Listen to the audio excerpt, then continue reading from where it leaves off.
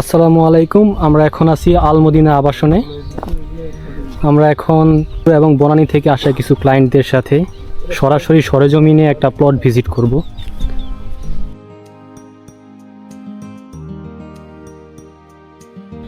চলুন দেখে নেই কিভাবে আসবেন আল মদিনা আবাসনে।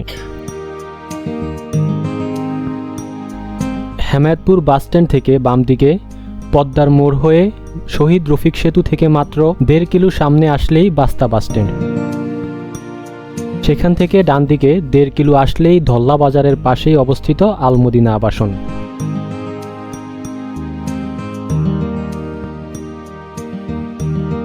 আজকের প্লটটিতে যেতে যেতে আল মদিনা আবাসনের সুযোগ সুবিধা সম্পর্কে জেনে নিই। এখানে রয়েছে সর্বনিম্ন 4% থেকে শুরু করে 5, 6, 8, 10, 12 শতাংশের প্লট এবং ইচ্ছে মতোই কাস্টমাইজ করা যাবে। সম্পূর্ণ উঁচু জমি, নেই ভরাটের চিন্তা। প্রতিটি প্লটের সামনেই রয়েছে 20 ফিট করে রাস্তা।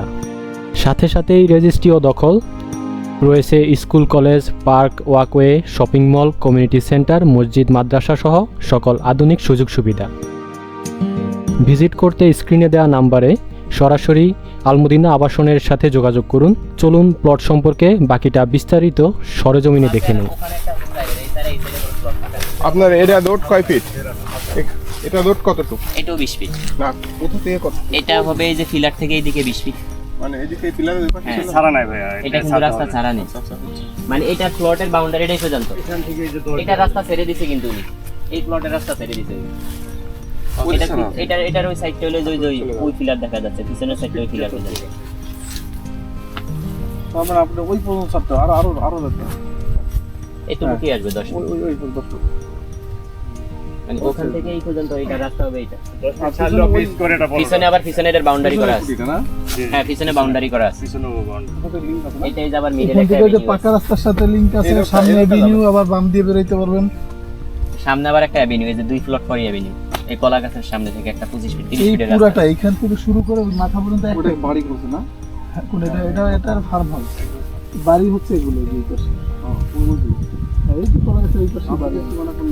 আমাদের সীমানা এই যে এইখান থেকে গিয়ে এই যে পিলারটা না, এই যে কলা গাছ এই লেভেলে বেড়ে একবার ওই পর্যন্ত গেছে। ওই কলা গাছ। ওইখানে কয়েকটা লোকাল বাড়ি ঘর আছে, বাড়ি ঘরের পরেই হচ্ছে রাস্তা।